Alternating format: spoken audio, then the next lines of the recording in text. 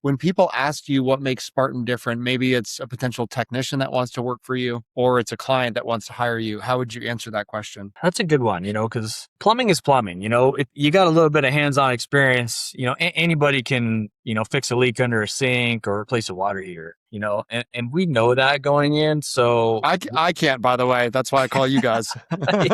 yeah, that's all right. It doesn't take much, if, some hands-on in the trade, you pick it up. But what sets us apart is the experience we provide. My mission statement is breaking the stereotype of what homeowners expect from a home service provider. And so, from start to finish, by the time, when somebody makes that phone call to the time we're collecting on the invoice, we strive to just be, number one in customer service and just make the experience comfortable and as professional as we can.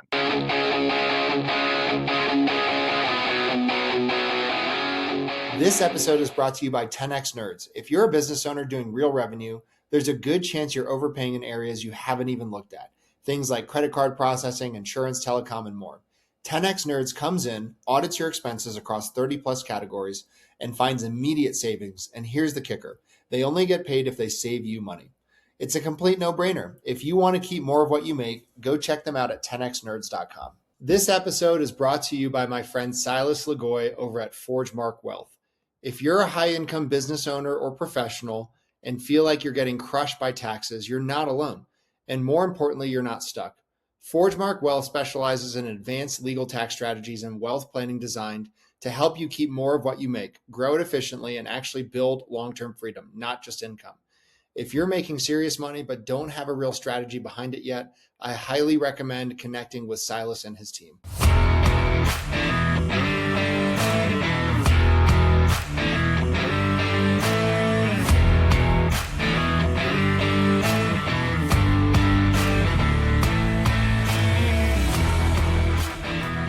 What is up, everybody? Welcome back to the Builder's Bible. I'm on with Mason McClear, who is outside of Seattle and Washington. He is with Spartan Plumbing. This is Mason's first podcast, so I'm excited to have him on the show. Mason, man, tell us about the business. How'd you get started? Yeah. So, I'm second generation. My dad was not a plumber, though. He was just kind of a businessman. So second generation, third owner of Spartan Plumbing now. So my dad had an excavation company, that he started when he was young, putting in side sewers. And he used to put in the side sewers for the original owner of Spartan Plumbing.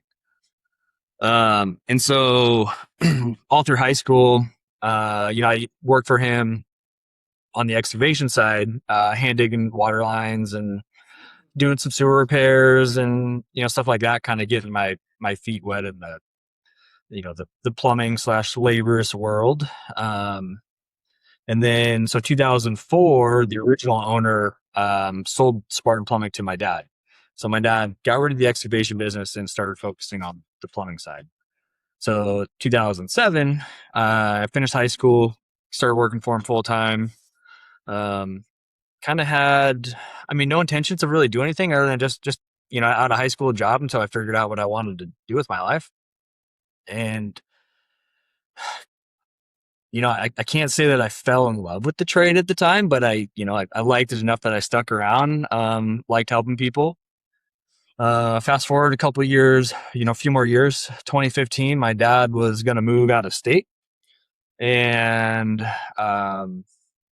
so he did move out of state, and then we were trying to figure out like what the future looked like for Spartan and myself, and kind of looking at potentially inheriting the business and him drawing a check until he dies, and until we learned what the inheritance tax was on something like that, and figured that wasn't going to work. So I managed the business for a couple of years, so we were kind of in limbo on what we were going to do. And then 2018, I officially bought him out. He moved to Florida in 2015, so he stayed there. And we just throttled down and started running it from there.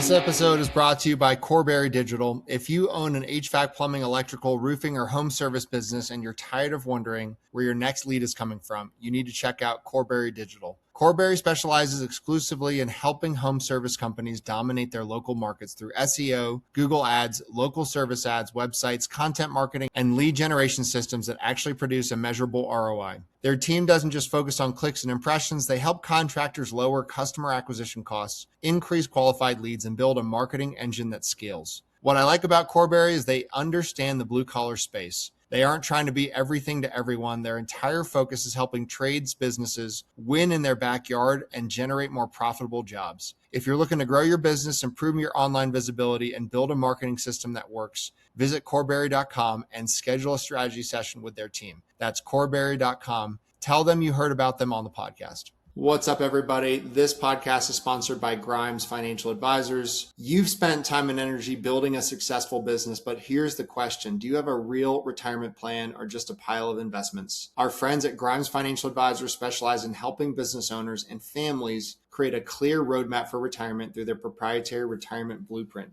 Instead of focusing only on investments, they look at the entire picture: income planning, taxes, long-term care, legacy planning, and making sure your money is actually working for the life you want to live. I've gotten to know Dustin personally. One of the things that I respect most about him is he believes every financial decision should fit into a bigger plan. You shouldn't just chase returns. So whether you're 5 years from retirement or simply want a second opinion on your financial strategy, I highly recommend reaching out to Dustin and his team. Visit Grimes Financial Advisors to schedule your consultation and start building your own retirement blueprint. I love it, man. Well, where's the business at today in terms of size and scale? Like whatever you feel comfortable sharing. Yeah, for sure. I've got sitting at 16, 17 total employees right now. Kind of fluctuate a little bit. We do $4 million in revenue. We've been right about 4 million plus or minus a couple 100,000 over the last few years. But we're gunning to blow that out right now. Yeah, I love it. Well, tell me about that. So what do you got in the wings that's going to help you blow it up? It was, I started following the EOS process with the book Traction, if you're familiar with that. Mm-hmm. Pretty popular in the home service industry. And kind of going through that, we found some people that were holding us back, and then also just lack of process and procedure and just streamlining everything we do. So that's really been our focus this year is having purpose but behind everything that we're doing and making everything that we do repeatable and scalable. And that's definitely helped, elevate, where we're going and what we're doing.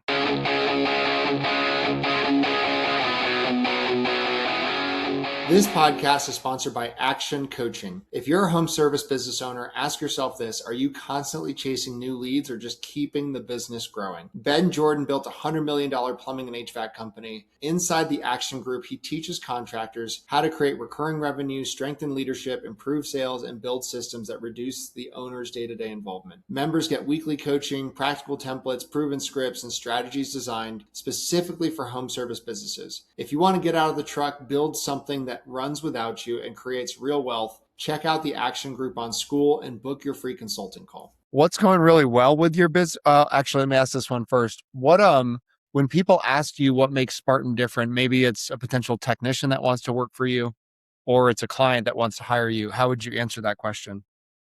Yeah, so that's a good one, because plumbing is plumbing. You got a little bit of hands-on experience. Anybody can, fix a leak under a sink or replace a water heater, and we know that going in. So I can't, by the way. That's why I call you guys. Yeah, that's all right. It doesn't take much. If, some hands-on in the trade, you pick it up. But what sets us apart is the experience we provide. My mission statement is breaking the stereotype of what homeowners expect from a home service provider. And so, from start to finish, by the time, when somebody makes that phone call to the time we're collecting on the invoice, we strive to just be, number one in customer service and just make the experience comfortable and as professional as we can. Gotcha. I'm curious, you're growing and scaling. What's the main way people are finding you? Are you doing ads, referrals? What's the primary way people are coming across your business? Yeah, I mean, our main source is, we get a lot of repeat business for sure, but then, Google and, Meta ads are kind of the latest thing that we're running right now. Yeah.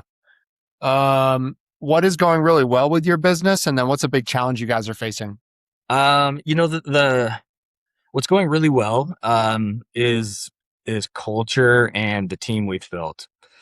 Um, the I can't say that it was purposefully done, but the culture that we've managed to just build here in this business has made my life so much easier. Everybody gets along really well. Everybody's willing to help everybody out.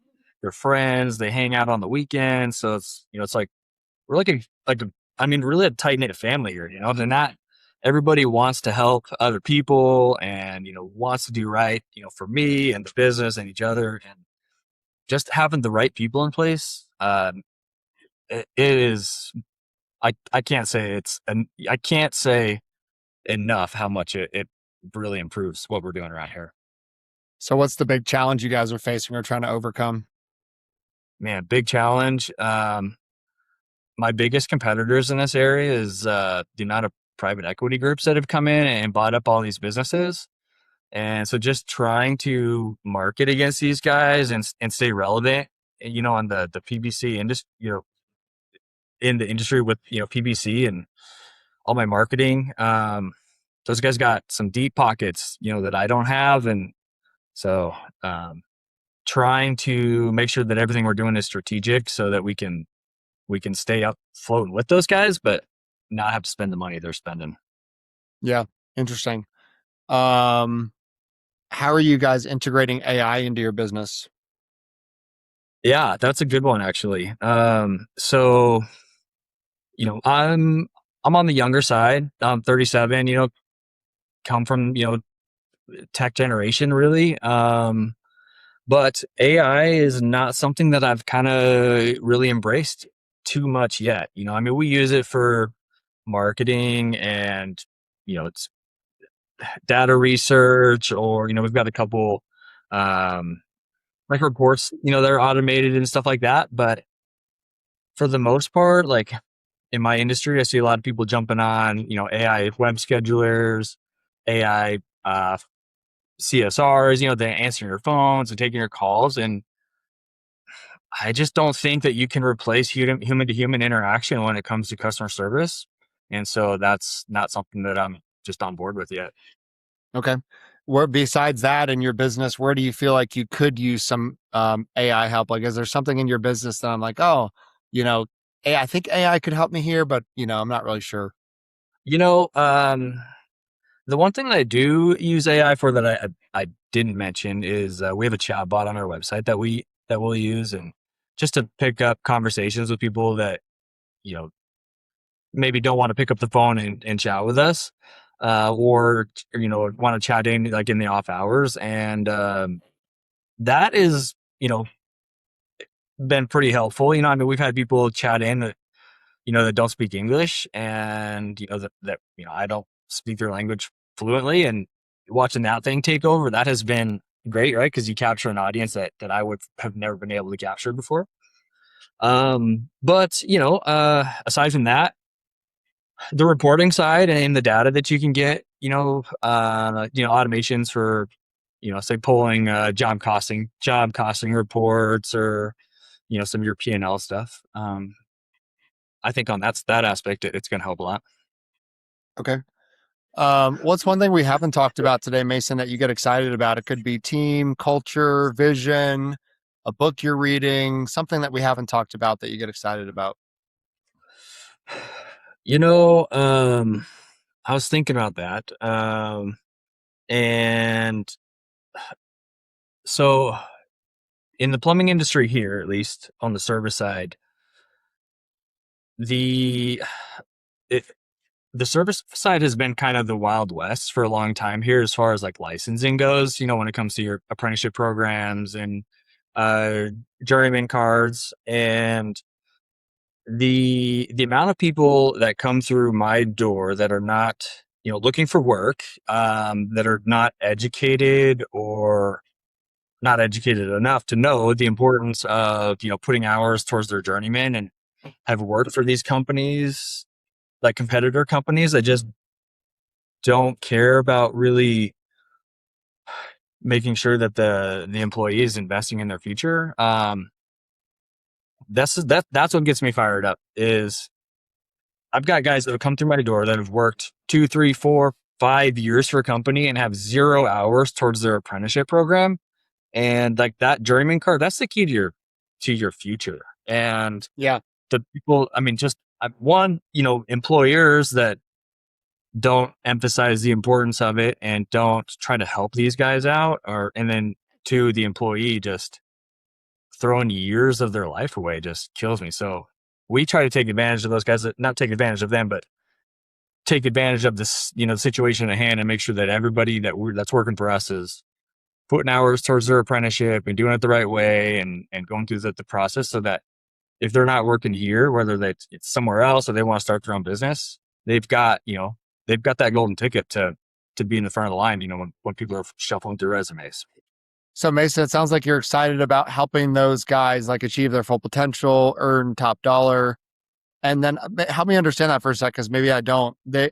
Are they just kind of like, the journeymen in the NBA where they get traded around from different teams, but they never really have a place they can have a career? Is that kind of like what those guys are normally? Well, so the licensing stuff around here with journeyman has really just been geared towards like the new construction side for a long time. Like with the unions, we're a non-union shop. Not that, I don't have anything against unions, but that's just like where the licenses were always geared towards. So on the service side, nobody really paid any attention to it. So I think it's just lack of knowledge that, that you can get your journeyman's license, and you should be getting your journeyman's license just as easily and fast as you are doing new construction. And, if people aren't, if they're not collecting those hours and filling them out every single year and applying them towards that license, they're literally just, they're throwing that whole year away, because, they're going to leave here and go to the next plumbing outfit or whatever wherever they're going to go for their, to continue their career. And, according to L&I, right, if you don't have any hours towards your apprenticeship, you have 0 experience. So you're walking in, as a brand new, green apprentice every time you walk through somebody's door. So you start from ground zero every time. Yeah. Well, Mason, dude, such a fun opportunity to have you on the podcast. I'm so glad we got to, break the ice here and get you on your first podcast. Where can people go if they want to learn more about you and your business? Definitely my website, SpartanPlumbingInc.com, or any of our social medias. We're pretty active on social media too. But our website is going to be all about us. One pet peeve I have is stock photos. So you'll come through our website and you should see 0 stock photos. They're all photos of me and my employees and us doing work. If you do find any on there, definitely let me know. But that's everything we're all about. I love it, man. Well, thank you so much for coming on the podcast. Don't go anywhere, because I want to keep talking, but thanks so much for coming on the show. Thank you.